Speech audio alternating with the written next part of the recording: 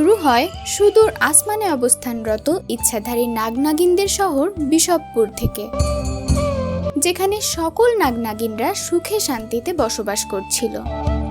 নাগনাগিনদের রাজা রানী তাদের রাজ্যের সুখ শান্তি নিয়ে খুবই খুশি ছিল। হে আমার প্রিয়তমা নাগিন, আজ আমার 100 বছর পূর্ণ হলো। তাই ভগবান আমাকে আজকে এই নাগমণি প্রদান করেছেন। এই নাগমণিটা আমাদের ছেলে চন্দনকে সকল বিপদ আপদ থেকে রক্ষা করবে।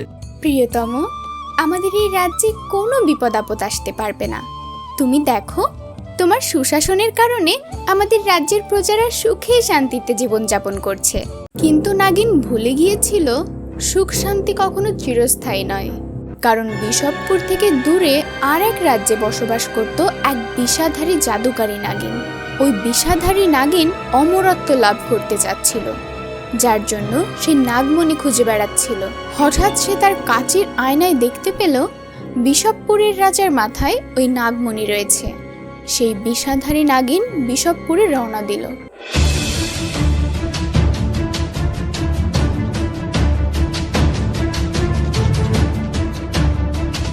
রাজ্যে প্রবেশ করে সকল নাগনাগিনদের শক্তি ছিনিয়ে নিল এবং তাদের বন্দী বানিয়ে ফেলতে লাগলো।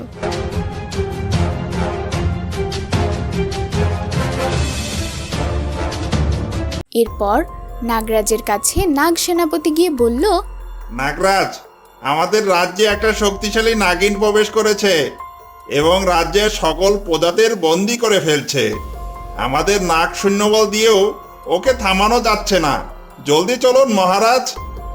আমার মনে হচ্ছে এটা পাশের রাজ্যের সেই শক্তিশালী জাদুকারী নাগিন চামুন্ডা চলে এসেছে। হয়তো ও আমার নাগমণির কথা জেনে ফেলেছে এবং এই নাগমণি হাসিল করার জন্য ও এখানে এসেছে।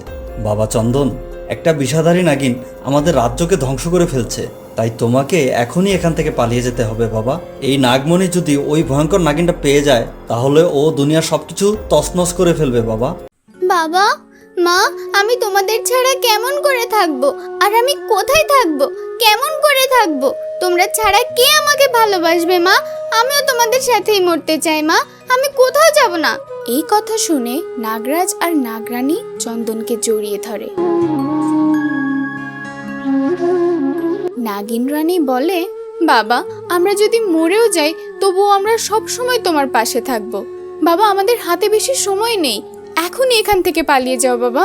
এরপর নাগরাজ ওই নাগমণি চন্দনের মাথায় দিয়ে দেয় এবং নাগমণি মাথায় দেওয়ার সাথে সাথে তা গায়েব হয়ে যায়। এরপর রানী জাদুর মাধ্যমে চন্দনের কাঁধে জাদুর পাখনা তৈরি করে দেয়। এরপর ওই পাখনা দিয়ে রাজপুত্র উড়তে থাকে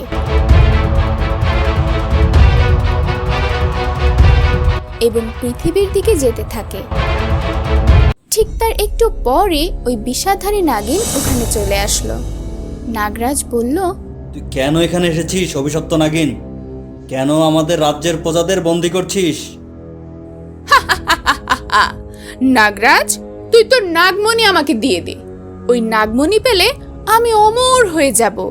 তাড়াতাড়ি দিয়ে দে, না হলে আমি তোদের সবাইকে ধ্বংস করে ফেলবো।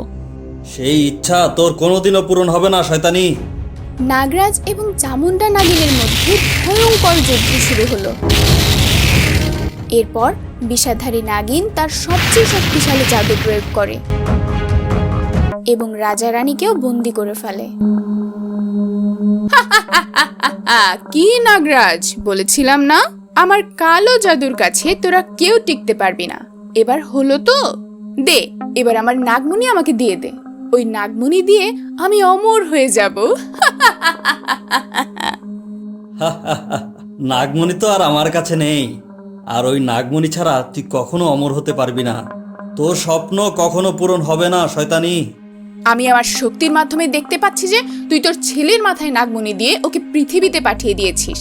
আমি এখনই যাচ্ছি, তোর ছেলেকে এখানে নিয়ে আসবো এবং তোর চোখের সামনেই ওকে মারবো।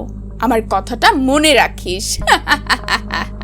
এরপর চামুন্ডা নাগিন ওই নাগমণি উদ্ধার করার জন্য পৃথিবীর দিকে যেতে থাকে। এদিকে নাগপুত্র উঠতে উঠতে পৃথিবীর একটা গ্রামে চলে আসে।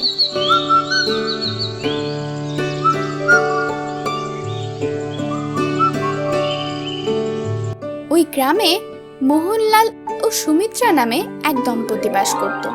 মোহনলাল ও সুমিত্রা অনেক উদার প্রকৃতির মানুষ ছিল। মোহনলাল প্রতি রবিবার গরিব দুঃখী ও অসহায় মানুষদের মাঝে খাবার এবং বস্ত্র বিতরণ করতেন। কিন্তু তাদের কোনো সন্তান ছিল না, এই জন্য তারা সব সময় দুঃখী থাকত। একদিন তারা শহর থেকে নিজের ঘরের দিকে আসছিল। তখনই তাদের চোখে পড়ল একটা সুন্দর ফুটফুটে বাচ্চা মন খারাপ করে বসে আছে। বাচ্চাটাকে দেখে মোহনের খুব মায়া হয় এবং বলে, তোমার নাম কি বাবা? তুমি এখানে বসে আছো কেন? তোমার বাবা মা কোথায়? আমার নাম চন্দন, আমার মা বাবা এই পৃথিবীতে নেই। আহারে বেচারা, মনে হচ্ছে সারা দিন কিছু খায়নি। ওগো, আমি তোমাকে একটা কথা বলতে চাই, তুমি কি কথাটা রাখবে? গিন্নি, আমি জানি তুমি কি বলতে যাচ্ছ। ওকে আমাদের ছেলে বানিয়ে নিতে হবে, তাই তো? ভগবানের কৃপায় তো সবই আমাদের আছে, শুধু একটা সন্তান আমাদের নেই। ভগবান আমাদের সেই বাসনাও আজ পূরণ করে দিয়েছেন। বাবা, তুমি আজ থেকে আমাদের সন্তান, আজ থেকে আমাদের সঙ্গে থাকবে। এরপর ওরা নাগপুত্রকে নিয়ে নিজের বাড়ির উদ্দেশ্যে রওনা দেয়। সুমিত্রা নাগপুত্রকে নিজের ছেলের মতো করে আদর যত্ন করতে থাকে।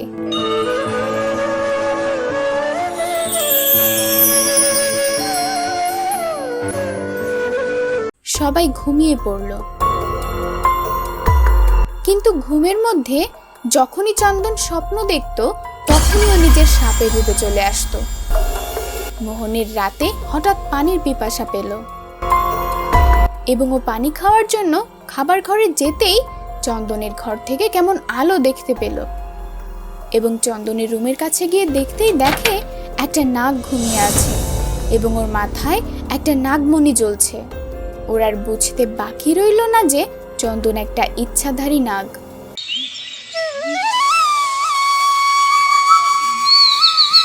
সকাল হতেই মোহনলাল সুমিত্রাকে সব খুলে বলল। তখন সুমিত্রা বলল, ওগো, ও যেমনই হোক, যাই হোক না কেন, ওকে আমি নিজের পুত্র বলে স্বীকার করে নিয়েছি। এত মাসুম চেহারার একটা বাচ্চা, তুমি যদি ওকে বাইরে ছেড়ে দাও তাহলে ওকে গ্রামবাসী মেরে ফেলবে। তুমি আমার এই কথাটা রাখো, আমাকে সন্তান হারা করো না। সুমিত্রার আকুতি মিনতির কারণে মোহনলাল চন্দনকে রাখার জন্য মেনে নিল। এদিকে ওই বিষাধারী নাগিন পৃথিবীতে পৌঁছে গেল এবং ওর জাদু শক্তির মাধ্যমে চন্দন কোথায় আছে তা দেখে ফেলল এবং ওখানে চলে গেল।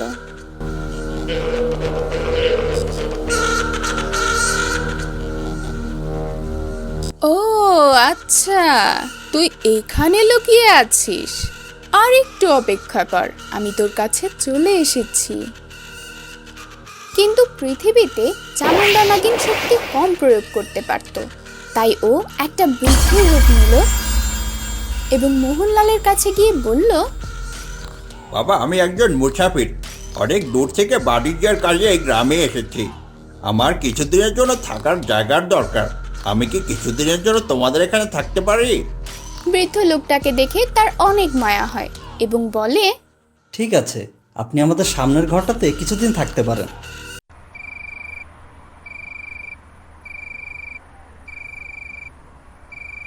রাতে সবাই যখন ঘুমিয়ে যায় তখন ওই নাগিন ঘুম থেকে ওঠে এবং নিজের রূপ ধারণ করে।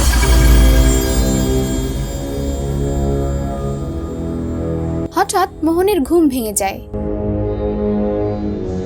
এবং ও দেখতে পায় একটা নাগিন চন্দনের ঘরের দিকে যাচ্ছে এবং মোহন লুকিয়ে সব দেখতে থাকে, কিন্তু বুঝতে পারছিল না কি করবে। এরপর ও দৌড়ে চন্দনের ঘরে চলে যায় এবং নাগিন পালিয়ে যায়। এর পরের দিন সকালে মোহনলাল এক সাধুর কাছে যায় এবং সবকিছু খুলে বলে। দেখো, ওই নাগিনটা কিন্তু অনেক শক্তিশালী, তাই ওকে কৌশলে রপ্ত করতে হবে। আমি তোমাকে একটা জাদুর বোতল দিচ্ছি এবং একটা সঞ্জীবনী ফল, যেটা নাগিনদের খুবই প্রিয়। রাত হওয়ার আগে তুমি এই বোতলটার ভিতরে এই ফলটা দিয়ে ওর ঘরের সামনে রেখে দিবে এবং বোতলে ঢোকার সঙ্গে সঙ্গেই এই বোতলের মুখটা তুমি বন্ধ করে দিবে। ওর জাদু এর ভেতর কোনো কাজ করবে না। এরপর রাত হওয়ার আগে মোহনলাল ওই বোতলটা ওই নাগিনের ঘরের সামনে রেখে দিল এবং রাত হওয়ার পর ওই নাগিন যখনই ওই বোতলে ঢুকলো তখনই মোহন বোতলের মুখ বন্ধ করে দিল।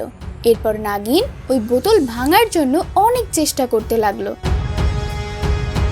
এই বোকা মানুষের দল, আমাকে ছেড়ে দে, না হলে তোদের সবাইকে মেরে ফেলবো বলে দিলাম। তাড়াতাড়ি বের কর।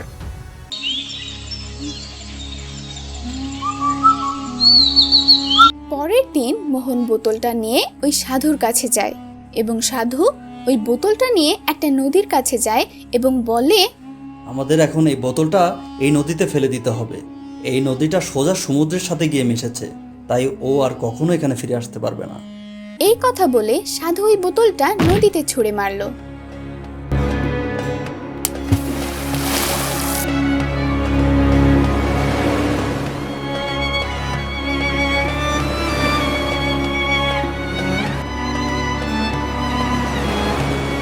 উফ, পাজি মানুষগুলো আমার সাথে তামাশা করলো।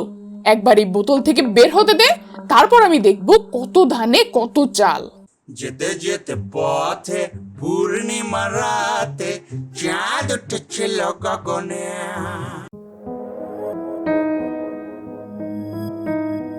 আরে কি বলছো যে ওস্তাদ? এদিকে দেখুন, একটা অদ্ভুত বোতল সমুদ্রে ভাসা যাচ্ছে, আর এর মধ্যে কি যেন নড়াচড়া করছে। এই কে আছিস? বোতলটা তুলে আনতো। না না ওস্তাদ, আমাদের কাছে অনেক ধন সম্পদ চলে এসেছে, দয়া করে এর মধ্যে আর কোনো ভেজাল কাজে নিবেন না। কথা না, যা বলছি তাড়াতাড়ি কর। ওরে বাবা, এ দেখি একটা ইচ্ছাধারী নাগিন। এই নাগিন, তুমি এই বোতলের মধ্যে কিভাবে আসলে? দেখো, আমি কোনো ইচ্ছাধারী নাগিন নই, আমি একটা সুন্দরী রাজকন্যা। আমাকে একটা তান্ত্রিক জাদু করে নাগিন বানিয়ে এই বোতলে আটকে ফেলে এবং সমুদ্রে ফেলে দেয়। আমাকে সাহায্য করো। ওস্তাদ, নাগিনরা অনেক চালাক হয়, আপনি এর কথা বিশ্বাস করবেন না। আমার তো মনে হয় এ ছাড়া ফেলে আমাদের সবাইকে মেরে ফেলবে। ভয় পাস না রে কালিয়া, তুই জানোস না ডার কে আগে জিত হ্যায়। আগে আমরা ঘরে ফিরে যাই, তারপরে এই নাগিনের ডান্স দেখবো।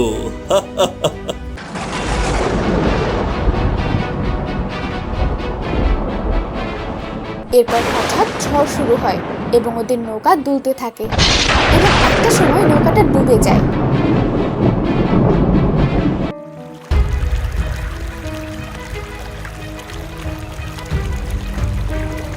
এবং ওরা সাঁতরে একটা দ্বীপের কাছে চলে আসে।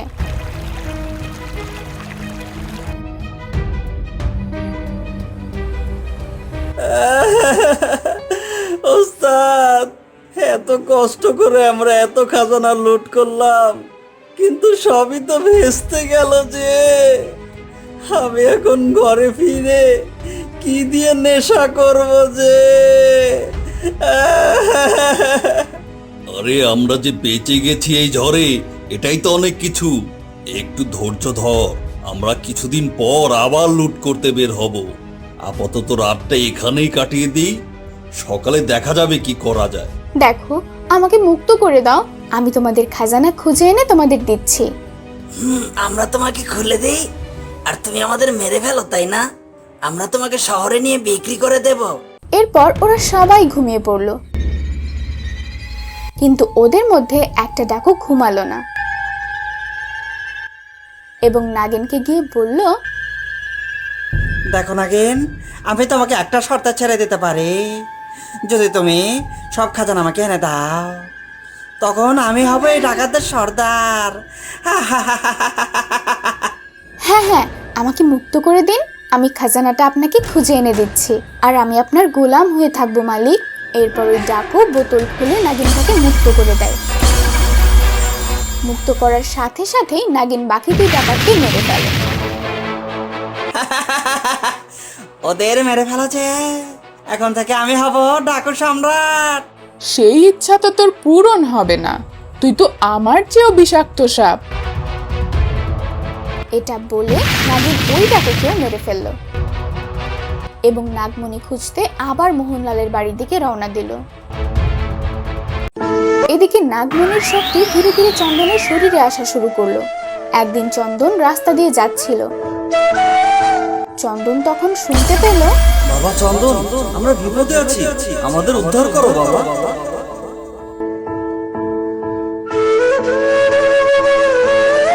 কি ব্যাপার বাবা, এত তাড়াতাড়ি ফিরে আসলে যে?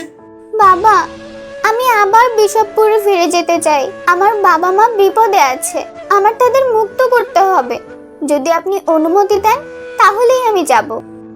এই কথা শুনে মোহনলাল ও সুমিত্রার চোখে জল চলে আসে। বাবা, তোকে পেয়ে আমাদের পরিবারটা পরিপূর্ণ হয়ে উঠেছিল। তুই চলে গেলে আমরা কি নিয়ে বাঁচবো বল? মা, তুমি কেঁদো না। আমার নাগ নাগিন মা বাবা থাকলেও তোমরাও আমার মা বাবা। আমি মাঝে মাঝে আসবো তোমাদের সাথে দেখা করার জন্য। আচ্ছা বাবা, তুমি যাও, কিন্তু মনে রেখো এটাও তোমার ঘর। তোমার যখনই মনে করবে তখনই তুমি এখানে চলে আসবে। এরপর চন্দন পাখার সাহায্যে বিশপপুরের দিকে রওনা দিল।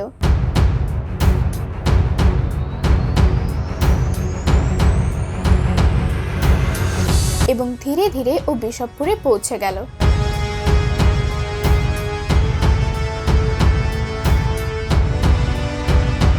ওখানে গিয়ে দেখতে পেল যে সবাই বন্দী হয়ে আছে। এরপর চন্দন ও নাগমণির শক্তির মাধ্যমে সবাইকে মুক্ত করে ফেলে।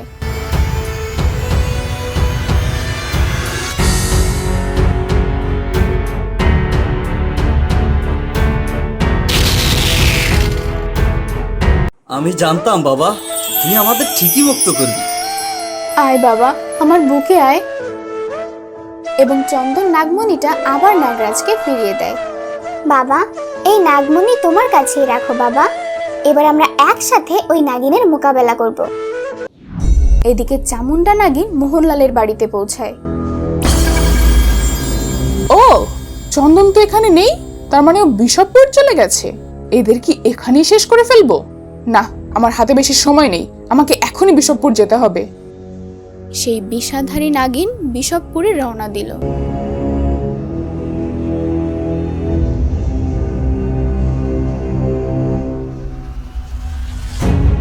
বাহ, সবাই দেখি মরার জন্য একসাথে রেডি হয়েছিস। যাক, আমার জন্য ভালোই হলো। এবার আমি তোদের সবাইকে মেরে পুরো রাজ্য ধ্বংস করে দেব। তুই যতই শক্তিশালী হস না কেন চামুন্ডা, একতাই যে সবচেয়ে শক্তিশালী আজ তুই বুঝতে পারবি। এরপর চামুন্ডা নাগিন হামলা শুরু করে। তখনই সব নাগ নাগিনরা একত্রে হামলা করে এবং নাগমণির শক্তির মাধ্যমে চামুন্ডাকে চিরতরে শেষ করে দেয়।